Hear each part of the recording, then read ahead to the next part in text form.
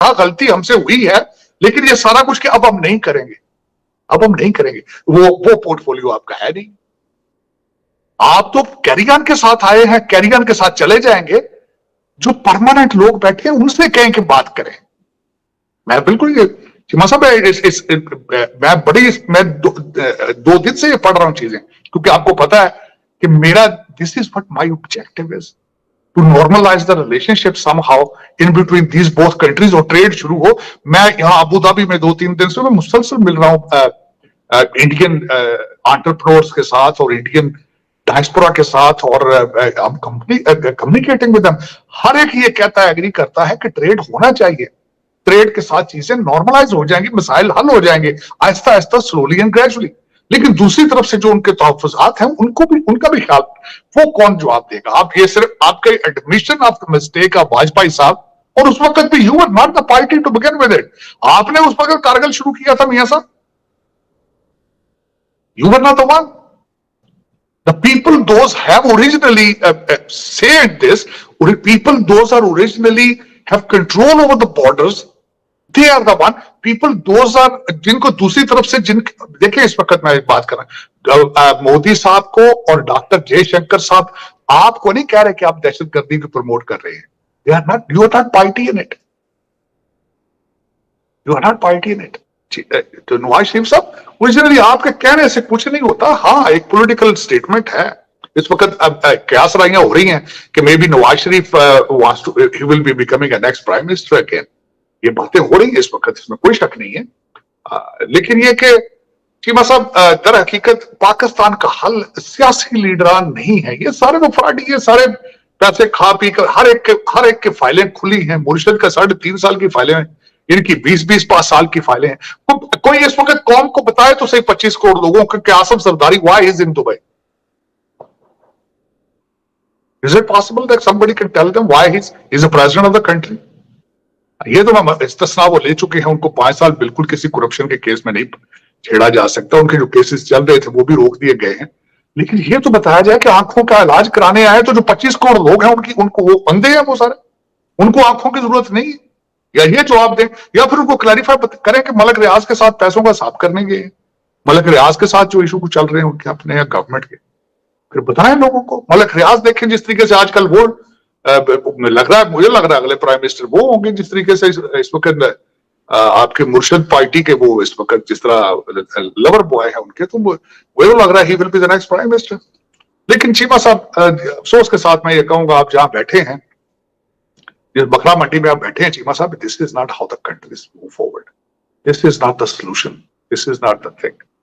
Doctor साहब आपको नहीं लगता कि जो नवाज शरीफ ने एक तरफ तो ये कहा कि हमने वाजपेयी के साथ एग्रीमेंट तोड़े, तो वो आप जो बात कर रहे हैं कि एस्टैब्लिशमेंट भी तो बात करना चाहती है भारत से, लेकिन भारत मौका नहीं दे रहा। डॉक्टर साहब ये जो क्वेश्चन है, आप देखें नवाज शरीफ ने जो बात की है वो शहबाज शरीफ की मौजूदगी में की है, तो वज़ीर आज़म वो पार्टी के सदर हैं, और ये मुमकिन नहीं है कि अगर नवाज शरीफ के इंडिया से चीजें नॉर्मलाइज करें तो शहबाज शरीफ के मैंने नहीं करनी। तो इट मीन्स के समहाउ एस्टैब्लिशमेंट भी चाहती है, लेकिन अगर इंडिया से ओपनिंग हो, जब प्राइम मिनिस्टर नवाज शरीफ ये मानता है कि हमसे गलतियां हुई हैं माजी में, तो आई थिंक आपको नहीं लगता कि अगर इन केस नरेंद्र मोदी साहब जीतते हैं, जो इलेक्शंस आ रहे हैं, तो उनके पास भी एक ऑप्शन है कि अपने तमाम नेबर्स के साथ ठीक मामलात करें। उनके भी मालदीव्स के साथ चीजें ठीक नहीं हैं, बाकी भी कोई ना कोई बांग्लादेश में भी मसले आए रहते हैं। तो इसमें आपको नहीं लगता कि ये एक अपॉर्चुनिटी है, इसको मोदी साहब को अच्छे अंदाज से लेना चाहिए, ना कि एक एरोगेंट स्टाइल में जिस तरह हम माजी में एरोगेंट रहे? नवाज शरीफ साहब ने जो अपनी गलती एडमिट की है और उसका कितना फायदा है, और वो अगर नवाज शरीफ साहब का पोर्टफोलियो है, इतने पावरफुल वो है कि वो भारत के साथ किसी नए बाब का आगाज कर सकते हैं। सारी चीजों में बात करते हैं। सबसे पहले तो मैं बात करना चाहूंगा चीमा साहब, जो पाकिस्तान की बकरा मंडी है उसके बारे में बात करना चाहूंगा। मैं कहना चाहूंगा अगर कोई सुन रहा है कि जिस तरीके से पाकिस्तान चलाया जा रहा है, इस तरीके से पान का खोखा भी नहीं चलाया जा सकता। इस तरह सिगरेटों का खोखा जो हर चौक में है पाकिस्तान, वो भी नहीं चल सकता जिस तरह पाकिस्तान आप चला रहे हैं चीमा साहब। मेहदी हसन जो एक यूरोप में है, मुर्शिद पाक का इंटरव्यू वहां से चला है। पता नहीं ये फिर ये आसम मुनीर साहब ये किस तरह कर रहे हैं। फिर उसके बाद मुसलसल उनके अंदर से गौर, जो उनके चेयरमैन गौर साहब हैं, उन्होंने वो मुजीबुर रहमान की अपनी ट्वीट के बारे में कुछ तहफुजात किए हैं। मुर्शिद पाक ने डांटा है उनको कि how dare you do that. उनके अंदर ये इस वक्त बात चल रही, और वो कहते हैं मैं मुजीबुर रहमान को, यार तुसी मुजीबुर रहमान, आप किस तरह मुजीबुर रहमान के पास कितने उस्मान बुजदार और गोगियां थी उनके पास। और फिर मैं समझता हूं राना सनाउल्लाह साहब ने बड़ा सही जवाब दिया, बड़ा मुदब्बराना जवाब दिया। मगर बात उस चीज तो मुजीबुर रहमान ਨੂੰ ਉਹਨਾਂ ਫੌਜੀਆਂ ਹੀ ਕੱਢ ਕੇ ਗੋਲੀਆਂ ਮਾਰੀਆਂ, ਸਾਡੇ ਪੌੜੀਆਂ ਤੇ ਪਈ ਸੀ ਉਹਦੀ ਲਾਸ਼ ਜਿਸ ਟਾਈਮ ਅਗਲੇ बड़े सनातन। लेकिन बस मतलब मेरा आसम मुनीर साहब अगर को देख रहे हैं तो मेरा हजूर मेरी मिन्नत है, इस तरह सिगरेटों का खोखा नहीं चलता जिस तरह पाकिस्तान ये चल रहा है। इस पे लिड रखें, खुदा का नाम है, इस पे अगर तरस करें इस 25 करोड़ लोगों पे कि ये जो आपकी एक इंटरनेशनल एम्बेरसमेंट है, दुनिया देख रही है। खाबर मानिका के साथ थप्पड़ों की जो हालत हुई है वहां पे, और मुर्शिद पाक मुसलसल 7 स्टार जेल। यार मैं समझता हूँ ये किस तरह की जेल है जिसमें मेहदी हसन क्वेश्चनर भेज रहा है और वो जवाब दे रहे हैं और इंटरव्यू हो रहे हैं, इकोनॉमिस्ट पे आर्टिकल छप रहे हैं, डेली बेसिस पे वहां पे मुशायरे हो रहे हैं, लतीफे चल रहे हैं, ट्रेडमिलें चल रही हैं, देसी कुक्कड़ है, राने हैं, पता नहीं किए। व्हाट इज इट चीमा साहब, this is how you run the countries. अदालतों की हालत देख लें आपने, तो वो एक शर्मिंदगी है, वो थप्पड़ है 25 करोड़ लोगों के मुंह पे डालते हैं, आप देख लें, आप ये इनकी हालत देख लें आप।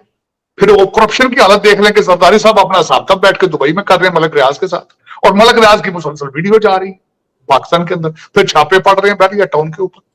पता नहीं कि चीमा साहब ये इस तरह मैं फेयरली, चीमा साहब आप बैठे हैं उस मुल्क के अंदर, आप इस तरीके से किराना स्टोर चला सकते हैं जिस तरह पाकिस्तान चल रहा है। अच्छा फिर इस वक्त बड़ी बात चल रही, मियां साहब कह रहे हैं, मियां साहब कह रहे हैं गलती होगी है जरूर, हम आज फिर दोबारा हम तिजारत खेल लें। पाकिस्तान के 3 बार के प्रधानमंत्री रहे और देश के सबसे सीनियर नेताओं में शुमार नवाज शरीफ ने कहा कि कारगिल होने में गलती इस्लामाबाद की थी। उन्होंने ये भी कहा कि उनके और अटल बिहारी वाजपेयी के बीच 1999 में हुए समझौते को तोड़ने के लिए पाकिस्तान ही जिम्मेदार था। शरीफ के बयान की भारत और पाकिस्तान दोनों ही मुल्क में खूब चर्चा हो रही है। पाकिस्तान के यूट्यूबर सुहेब चौधरी ने आम लोगों से इस पर बात कर उनका रिएक्शन लिया। पाकिस्तान के लोगों ने इस पर बात करते हुए कहा कि हमारे राजनेता तमाम तरह की बातें सरकार से जाने के बाद ही करते हैं। बगदाद नाम के स्टूडेंट ने कहा कि नवाज शरीफ ने कहा है कि वो रहते तो देश में सेलिब्रिटीज आते। ये तो ठीक है कि अगर सरकार लंबी चले तो चीजें स्थायी होती है। जहां तक भारत के साथ समझौते की बात है तो ये बात पहली बार सुनने को मिली। सच्चाई तो ये भी है कि चीजें शायद उस तरह हम तक नहीं पहुंची जैसी आनी चाहिए। दुकान चलाने वाले राजा ने कहा हमें ज्यादा पता नहीं है, लेकिन नवाज शरीफ अगर कह रहे हैं तो ठीक ही कह रहे होंगे। वो एक बड़ी नेता है और उनको घर के साथ साथ विदेश नीति के मसलों को भी देखना होता है। वो कह रहे हैं तो ये बात ठीक ही होगी। अजमल ने कहा कि हमें तो ये बताया जा रहा है कि पाकिस्तान जंग जीतने वाला था